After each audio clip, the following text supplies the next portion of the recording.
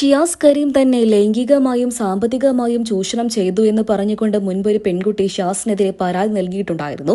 പലതരത്തിലുള്ള വാഗ്ദാനങ്ങളും കാരണങ്ങളും ഒക്കെ പറഞ്ഞുകൊണ്ട് ഏകദേശം 65 ലക്ഷം രൂപയാണ് ഷിയാസ് തന്റെ പക്കൽ നിന്നും തട്ടിയെടുത്തതായി ഈ യുവതി പോലീസിൽ പരാതി നൽകിയത്. ഇതുകൂടാതെ സംഭവം പുറത്താകുമെന്ന് അറിഞ്ഞപ്പോൾ തന്റെ നഗ്ന ദൃശ്യങ്ങളടക്കം പുറത്തുവിടുമെന്നും അശ്ലീല സൈറ്റുകളിലേക്ക് കൈമാറുമെന്നും നിരന്തരം ഭീഷണിപ്പെടുത്തിയിരുന്നു എന്നും പറയുകയുണ്ടായി. കേരളത്തിനകത്തും പുറത്തും വിദേശത്തായിട്ട് ബിസിനസ്സുകാരിയായിട്ട് പ്രവർത്തിക്കുന്ന യുവതിയാണ് ഷിയാസിനെതിരെ പരാതി നൽകിയത്. സ്നേഹവും അടുപ്പവും നടിച്ച് തന്നെ ഞാൻ ജീവിതകാലം മുഴുവൻ സംരക്ഷിച്ചു കൊള്ളാമെന്ന് വാഗ്ദാനം ചെയ്ത് പ്രണയം നടിച്ചാണ് ഷിയാസ് കരീം വൻ തുകകൾ തന്റെ ജിം പുതുക്കി പണിയാനായി കൈപ്പറ്റിയത്. ജിമ്മിൽ പാർട്ട്ണർഷിപ്പ് നൽകാമെന്നും വാഗ്ദാനം നൽകിയിരുന്നു. എന്നാൽ പിന്നീട് അതൊന്നും നൽകിയില്ല എന്നുള്ള രീതിയിലാണ് പുറത്തു വന്നിരുന്ന വിവരങ്ങളും. എന്നാൽ ഇതിൽ ഏറ്റവും വലിയ ട്വിസ്റ്റ് എന്താണെന്ന് വെച്ച് കഴിഞ്ഞാൽ ഇൻസ്റ്റഗ്രാം ചാറ്റുകളും വോയിസ് റെക്കോർഡുകളും മാത്രമല്ല, പണം കൈപ്പറ്റിയതിന്റെ ബാങ്ക് സ്റ്റേറ്റ്മെന്റ് അടക്കമാണ് ഇപ്പോൾ തെളിവായി സമർപ്പിച്ചിരിക്കുന്നത്. കേരള ഹൈക്കോടതിയിലെ പ്രമുഖ അഭിഭാഷകയാണ് ഇപ്പോൾ ഷിയാസ് കരീമിനെതിരെ യുവതിക്കായി രംഗത്ത് വരുന്നത്.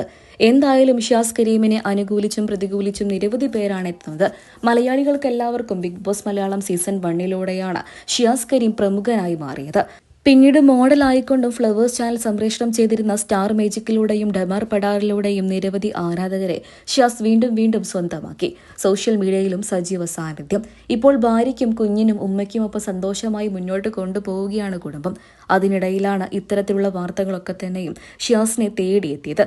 പ്രത്യേകിച്ച് യുവതി നൽകിയ പരാതി. അതേസമയം യുവതി ഒരിക്കലും ചെറിയൊരു പെൺകുട്ടി അല്ല എന്നും 45 വയസ്സിലധികം പ്രായമുള്ള ഒരു മധ്യവയസ്കയാണ് എന്നും തന്നെയാണ് ഷിയാസും വ്യക്തമാക്കിയത്. എന്തായാലും ഈ കേസിന്റെ അവസാനത്തിന് വേണ്ടി കാത്തിരിക്കുകയാണ് ഷിയാസ് കരീമിനെ സ്നേഹിക്കുന്ന ഒരു കൂട്ടം ആരാധകരും. നിരവധി പേരാണ് ഷിയാസ് കരീം ഇങ്ങനെ ഒരു തെറ്റ് ചെയ്യില്ല എന്നും എന്തെങ്കിലുമൊക്കെ ഒളിഞ്ഞിരിക്കുന്നുണ്ടായിരിക്കുമെന്നൊക്കെ തന്നെ പറഞ്ഞുകൊണ്ട് രംഗത്തെത്തിയത്. അതിനോടൊപ്പം തന്നെ യുവതിക്ക് നീതി ലഭിക്കണമെന്നും പറഞ്ഞുകൊണ്ട് നിരവധി പേരെത്തുകയാണ്. എന്തൊക്കെയായാലും നിങ്ങളുടെ ഈ വിഷയത്തിൽ അഭിപ്രായങ്ങൾ കമന്റ് ബോക്സിലൂടെ രേഖപ്പെടുത്താൻ മറക്കരുത്.